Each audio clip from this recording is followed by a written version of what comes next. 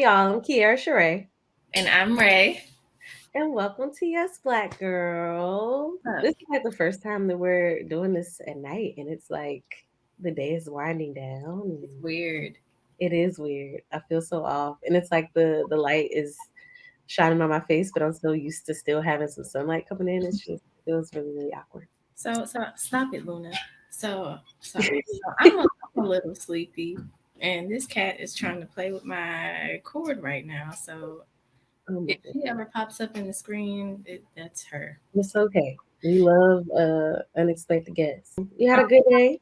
Yeah, I had a few meetings today. Been in the house for the most part. I ate Ooh, the food. I had some pho. I really wanted that, and some of my mom's pound cake that she had for her birthday. I'm jealous. We love some good pound cake. So I there we literally just ate some like fake ass crab cakes from Whole Foods. You know how they be saying something, and I knew when I picked it up it wasn't gonna be a real crab cake, but I was like, go. yeah, let me just take a shot in the dark, and I was right. Those things were not hitting, but I ate them because the nigga was hungry. Yeah. But yeah, let's go ahead and get into our guest. Okay, so our guest tonight, well, today in her time, is a professional dancer, model, creative director, and natural hairstylist from Temple Hills, Maryland. And she is currently on tour with the R&B artist Kim, and she's working on other creative business ventures. So let's give a warm welcome to Nia Lonette.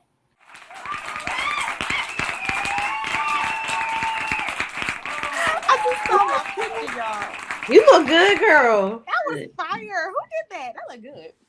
I made it, but You did did that. everything else because the You did picture was that. already fire. Okay, I was like, okay, this is listen. You You made the did Okay, girl most of the look work good. there. yes, Yes. yes. How are you? You know, blessed. Can't complain. We How you love guys doing? pretty good. Same. I Just love it. getting through the week. Just getting through the week. That life, trying to get enough sleep, A trying to eat mood. right, A mood.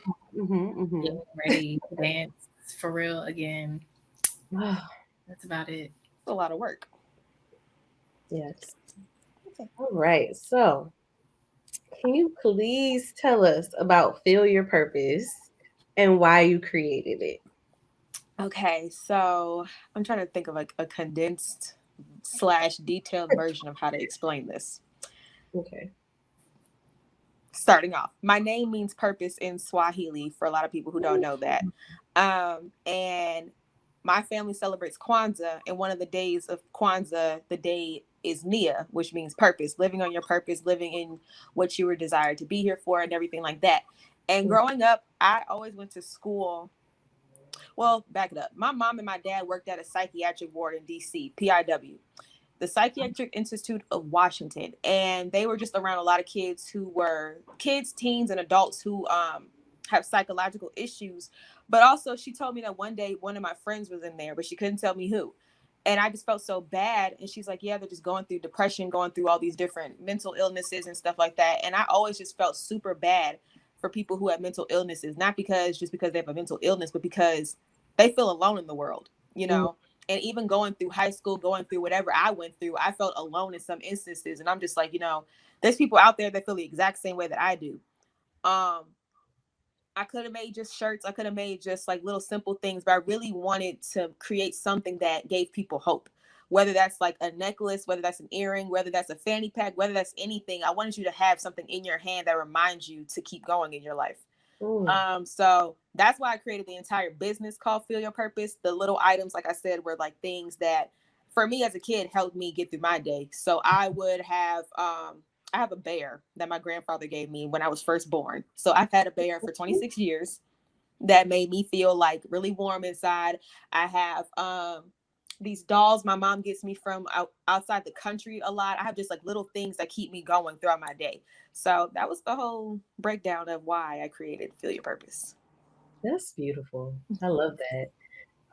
I can definitely relate to having things to just help you get through the day. Like something that my mom has always done is whenever she gets like a card, like a birthday card or any type of greeting card or anything like that, she always saves them. So that's something that we started doing over time. Mm-hmm. Whenever I'm feeling down, I always go back and look at just things that people wrote me or Mm-hmm. stuff like that to just keep me on the up and up. And it's good to have those things like little mementos to just keep you reminders to keep you going. Absolutely. Yes. All right. So you're currently touring with the R&B singer Kim, who I love. Like Kim is okay. That is great. Me girl. Love me some Kim. And I actually watched your solo performance. That was on your channel. Which girl? Okay, it was so very graceful and fluid, and I was like, yes. So, how did you get that gig, and what has that experience been like for you? So, I have a friend named Shola. Shout out to my good sis, Shola. She at first was the dancer for Kim, and she was touring with him and everything. But then she also had another job that asked her to come about, and so I was only supposed to replace her for like a couple weekends. But then they gave the option of like, we need a consistent dancer who's here. And so since she's booked and busy as ever, what I'm saying, shout out to the girl. She they asked me to just stay for the rest of the tour. And I've been with him for like 3 years now. Been about 3 years. Not you coming from temporary into now you're here for 3 years. Time. Listen, okay, Charlotte. That's just fine with me. That's just fine. Just fine. But the tour is like, it's super refreshing because for one, all the band members are about 6+ years older than me. They're experienced people. Like there's people who's performed with the Jackson 5, the Isley Brothers, who else? All the legends of BET, the 90s, the 80s, they've performed with so many different people. So performing with them is not just like another job for me. It's really just like connecting with them and learning from the OGs in the game right now. So for me, it's just refreshing to be able to be around some like grown adults who are sound and really in their craft and can teach me something for my generation right now. Right. And yeah, just being able to do that solo too every single time is like, it's life-changing. I'm not gonna lie. It's kind of life-changing. That's beautiful. I love that. So you're also a natural hairstylist. And as a fellow naturalista, I know how hard it is to find a good stylist that cares about the health of your hair. Okay, Gosh. like that is the struggle. Yeah. So what has your hair journey been like, and what are some of your goals as a stylist? Like my hair journey for me or for other people? Like as a stylist. For me personally, it's been like a lot of trial and error that I like to do. Like even in Maryland before I moved, I'm obsessed with the beauty supply store. I walk in for like gel and walk out with 15 packs of hair trying to make a wig. Like it makes no sense actually.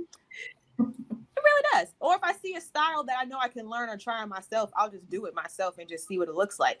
I'm not afraid to like cut my hair, dye my hair, grow it long. It really doesn't matter to me because hair grows back. But my journey is cool. Right now, I'm growing locks. So that's the journey we're on right now. It's a lock journey. It's a commitment, It's a commitment, but we are committed. And it's all right. Yes.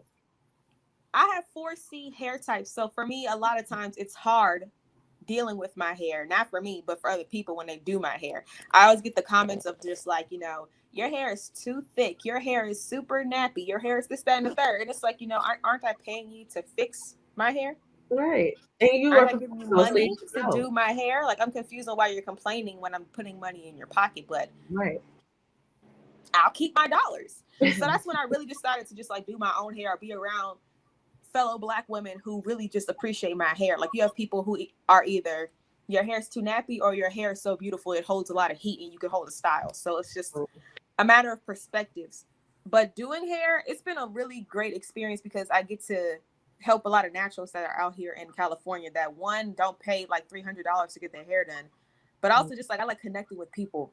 So I do a lot of dancers' hair out here, artists, rappers, whoever, and we just have a lot of conversations and just like decompress about life. I don't ask them about like business stuff for real unless they want to talk about it, but I let them sit in the chair and just talk about whatever they want to talk about.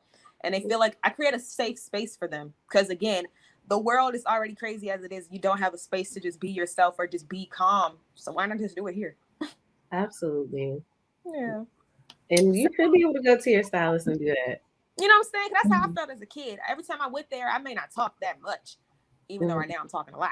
But when I'm out places, I may not talk that often, but I just like the vibe you create. If you ask me questions, I'm not afraid to answer. But at least I know you care about my well-being while you're doing my hair for some odd hours. Exactly. You know. Ray, what were you gonna say? I was just gonna transition to the next question. Okay. But speaking of natural hair, so being a dancer in the industry, how do you navigate having 4C hair? Because I know even like just here in the DMV, it's hard doing that, especially if you're in like a concert company, so they want you to have a slick back bun, and it's like don't slick. So yeah. yeah. It's weird because half the style that I thought I would never get booked on booked me half these jobs. Like when I did Beyonce, I had a fade with blonde hair. And I had no idea that I was going to get booked off of that. Or like I had a short afro at one point, short red afro. I booked the job off of that. I had blonde white hair. I booked the job off of that. So like a lot of natural style that I kind of rocked myself, they accepted it because they think I'm exotic. Mm. You know? So it's that like they put me in a category of that exotic girl who could be from the islands, who can be from wherever, because my hair looks different than everybody else's. They want that typical Black girl, whatever that means. So sometimes it gets away with it. Other times it's just like, you know, I'm grateful I booked the job, but why is that the only option that you have for me with my hair? Right. I did a job in San Diego for a hair show, and a lady was doing my hair, and she literally like touched my hair and said like, oh my God, I really want to do your hair because I've never done like this type of hair before.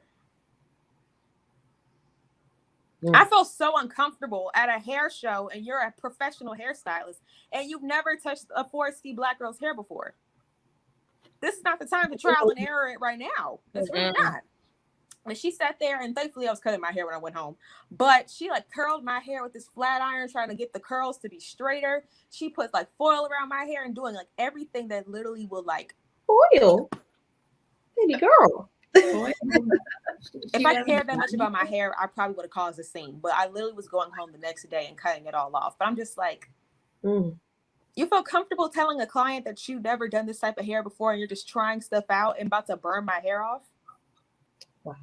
It's nonsense. But, you know, you find those places and people who treat your hair correctly and also give out the information to let other girls know what you can do to really make sure your hair is okay. Wow. That's interesting. I never thought of it that way because usually like with hair, it's always make it straighter.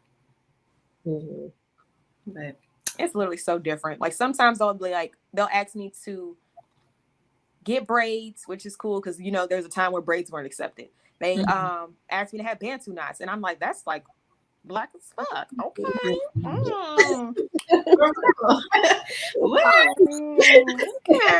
And then at one point, this like commercial asked me to have my hair to afro. I was like, wow. You guys are stepping up. Cute. So now we're gonna test it out with and see what happens. So So you do a lot of music video concepts with your choreography.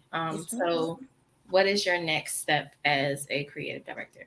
If you're currently thinking about the next step. I am. Right now I'm working with the singer right now. And I just did his music video recently, and we're working on his live performance right now. So it's really cool because this is his first time stepping into his artistry. And the fact that he trusts me with his beginning baby stuff like that is like really like, wow. But it's really cool. I just want to work with honestly up and coming artists. This is gonna sound so rude. I don't really care for the big artists right now because they already are there. I'd rather come up with an artist where it could say like, you know, this is a person who's brand new in the game and they're coming up together. They didn't need the extra clout to get there. They just built and kept building and now they're here at this place. I just want to help underground artists with their stuff, really. Wow. I love that. I definitely can attest to it's so many great underground artists right now. There really are. And sometimes the problem is like their sound can be great, but you just need visuals. You need just the marketing team or someone to really guide you on how to maneuver. It's not really like there's so many underground artists that we all can say are better than some of the celebrities that are out right now. They just don't have the team to support it. So it's just like, why not have someone in your corner to let you know, like, what do you need to do? Like, what do you really need? Right. I don't ever want to seem like I can't be accessible to anybody, you know? So if you have a question or anything, I want to create that space for you to learn and grow with your art. So, Exactly. No, yeah. that's great. And we need more of that because they need to be boosted. You know what I'm saying? Everybody wants to just be like me. But I'm just like, you know, there's a big community out here that needs some guidance. So you might as well just like put it out there. Help everybody. And a lot of people are focused on working with the big name artists that they forget about the community. Exactly. Because that's where other big name artists could be if you just and that's who's supporting you while you're working on these other big artists right now. So it's like, why not really create that lane so other people can thrive and move on from that? Okay, a word. Better say it. All right. So, what has been the most memorable commercial job so far on your journey? I'm gonna say, I worked with Sony. They had these headphones, and it was a whole commercial dedicated to artists. Ooh. And there was a painter there. There was a drummer. There was a freestyler who freestyled in hip hop, and then they had me freestyle as a ballerina. Ooh. And it was memorable to me because, one, again, I'm Black and I'm exotic as heck looking, I guess, because I have piercings and tattoos and stuff. So I'm not the typical ballerina looking person. And the woman who was the director of it, she literally told me that she booked me off my picture. And my picture looks nothing like a ballerina picture at all. But the fact that she trusted me off of that and allowed me to be my authentic self in the video, she gave me tights and a leotard, but she still was just like, be you as a dancer and perform. That was like really great to hear because a lot of people always try to put you in a box or put you in this, like, if you're a ballerina, you have to be a size 1.5, maybe size 0. Your hair has to be slicked back. It has to be straight in a bun. But my hair was short in an afro. Wow. You know, so that commercial for me was like, was great. That's so interesting. I feel like along like everything that you've said so far, it seems like you're really coming up in a time where things are more accepted and we're starting to see, you know, more inclusion of our hairstyles and just us being, period, just being able to be authentically ourselves. So that's great. I love I know growing up, I went to high school at Duke Ellington. And they prepared us for like any and everything when it comes to the dance industry and just the industry, period. So they made sure every day your hair was in a bun. If it wasn't in a bun, you lost, like, that was your grade for the day. You didn't have your tights, that's your grade. If you didn't come on time, that's your grade. If you didn't have this, it's like so many things they did is drilled in my brain that I'm just like prepared for anything at this point. But I can't be that person with the straight hair and a bun. I just can't do that. I feel that. It doesn't look right. It does not. It's not giving me what needs to be gave. So no, it's not authentic. Like it's really not. All right. So, what's your favorite aspect of being a creative director, and what's one thing that people may not know about being a creative director? My favorite thing about it is being able to, one, take a step back and really paint the picture that you see in your brain and put it on a canvas, basically. You get to like hear other people's ideas and you just create it in the way and you execute it the way that you see it in your brain. So you may say, I want to do a shoot with daisies, and that's all you have. And I can create a whole storyline in my brain and just do it for you, you know, and put the creative juices there to help you get the scene that you want. And one thing that a lot of people may not know about it as a creative director, you know, sometimes it's kind of hard because, well, never everybody knows. Creative directing is not just your sole idea. They feel like if that person doesn't take my idea, it's like trash. It's a really like a marrying relationship that you have with the artist or whoever else is involved. Yes, they have your creative like take on it, but it's also like involving what the artist wants, what the director wants to shoot, plus you taking all of that and making it make sense. Right, it's a collaboration. Yeah, it's not just me saying like, oh, I heard this and this is exactly what's going to be, and if it's not that, then that's whatever. It's my way or the highway. It's like a process of 1,000 minds put together that you have to execute. Right. So that's something that some people may not know. That's interesting. Taking notes. So, say you booked a creative direction job for a well-known artist or company. So what would be the 3 things you would look for in a person that you want to hire? I'm a big person on time, like stickler for timeliness. If you are not early or don't, I hate it. I need you to be early, if not exactly on time, because I hate when people are late or something like happens that really you could have fixed or like really got yourself together for. Because if it was your project or something else, you would be a stickler for time as well. And it happens every single time. Every single time. So I'm a stickler for time every single time. I look for how you take correction. Do you take correction and just like throw it out the window? Do you take it and like really disregard anything? Do you actually apply it? Can you catch it after like the fourth time or third time I really say it to you? I just take about how you go about with that. And I also see how you are with fast movement or fast paced things. Because sometimes, you know, in rehearsals, we'll go over something and it's exactly how it is. But the day we get there, I may have to say, like, we got to change all this around. And you have to do the entire choreography facing this way. Someone has to face this way and take that chorus out and do it right now. Can you fix it and really do it right now and be a smart dancer and maneuver? Because if you mess up, you mess up. But don't stop in the middle of this shoot. Can you keep going? Can you actually like adjust to what's going on and adjust to the situation? So timeliness, your capability of really taking criticism, and your adaptation to change. Like, can you adapt? Those are my top 3 things. Those are very important things. Like, and it's pretty easy, you know what I'm saying? I don't create a space where you should feel scared to say nothing or it's hard. I'll make sure you get it as much as possible. If you need me to like meet with you afterwards, I will make sure. But if you are just here and just like, I don't care and I just don't want to, what am I gonna do with that? Right. I can't do nothing with that. You're not even willing to grow. You know what I'm saying? So you can stay your stagnant behind over there. Okay. Yes. So what do you do to ground yourself? I go do fun things.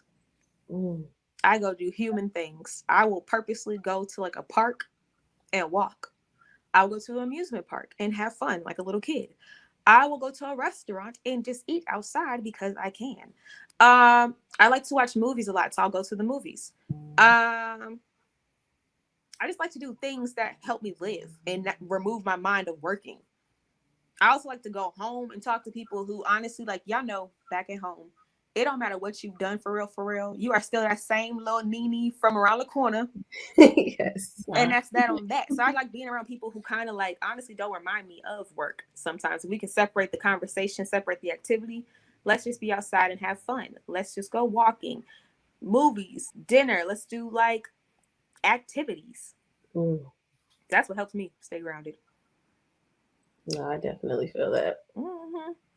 Definitely have to do that myself. And I agree with I will literally go to the park and walk around for hours. Yeah. Legs are tired as hell because it's just so freeing and it's, you know, it's good to just clear your head. I'll go down to the ferry and just ride back and forth. It's, you know, sometimes you just need that. Something that's just has nothing to do with what you have going on. You can just kind of detach and be in that space. So. And those things honestly were the things that inspired us to create in the first place. I know for me, I created off of life experiences. I didn't just create because I went to class and got inspired by someone else's movement.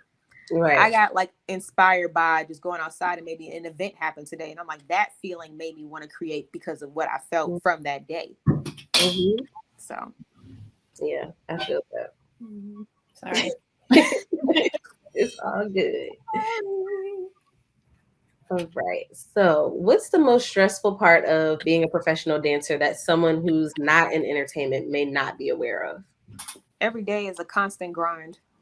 There are no off days until you can really set that boundary to create that space for yourself. But every day is a grind for real.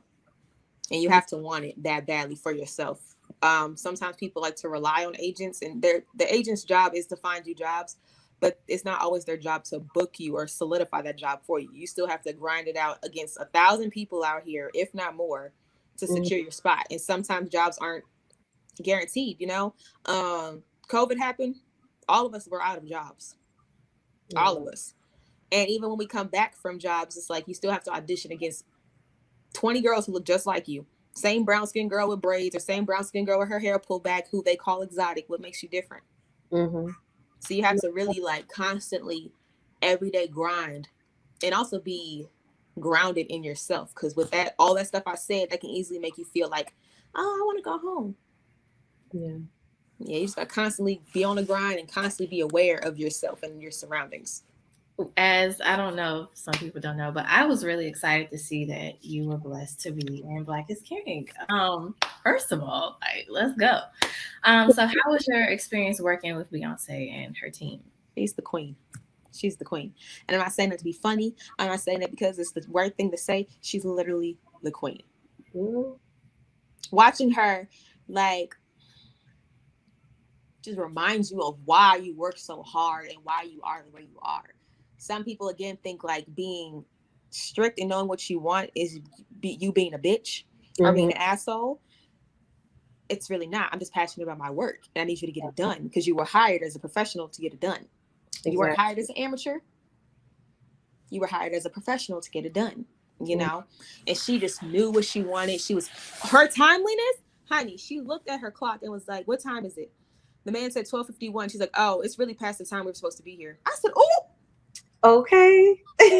Miss Ma'am doesn't come to play, okay? She's so just, her aura just oozes greatness. And we had kids on set with us, and she just like always spoke to the kids, said, you're doing a great job. You're so amazing. You're looking so amazing. Like, she was just such a good person, but so professional with everything she did. Yeah, it was great. That's okay. Stand Beyonce in this household, okay? Sure do. Because I mean, even if you don't, you had the opportunity to work with her, but we can see that in her work. You can see how serious she takes it. Everything she creates. Right. If you pay attention to her concerts, if you're looking at any films that she's made, anything that she's done, she really puts a lot of care into it. So it's just, that's inspiring. I love that. Look at my friends. Okay. She cares about the community, honey. She cares. And that was another thing too. The fact that it was like I was in a principal role, but all of my friends who I'm really close to in the dance community got booked for that job. And they were extras or background or whatever, but we still were able to experience our first Beyonce job together. And that part to me was just like great in itself. I didn't care about nothing else. I was like, we're here for Beyonce. Right. I could sleep well at night. Okay. Accomplished. Yes. All right. So, what advice would you give to young Black creatives who also want to work in creative direction? Do your research and be patient. I feel like being patient was something that, like, being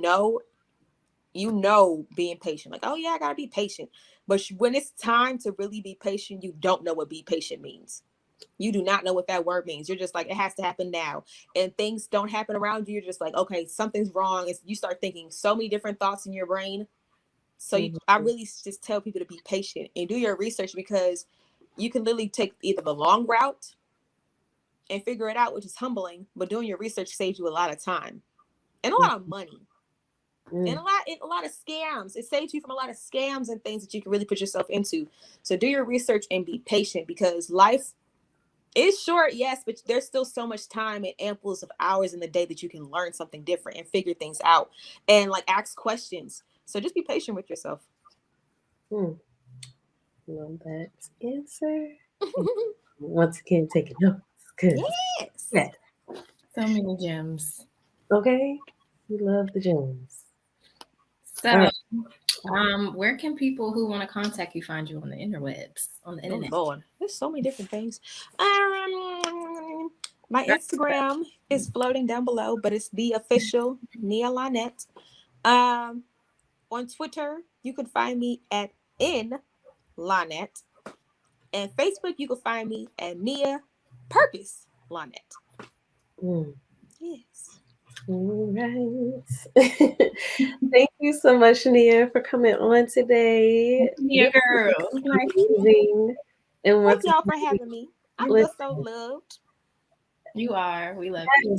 Absolutely. And we're celebrating you because look, you've already accomplished so much, in your span. Listen, so I can only imagine how much further you're about to go. And, we proud over here. Thank you. So thank you again for coming on. And this is our last show for a few weeks, because we're just going to be doing some planning and getting some things together for you guys. So stay tuned. And yeah, that's it for today. Yay.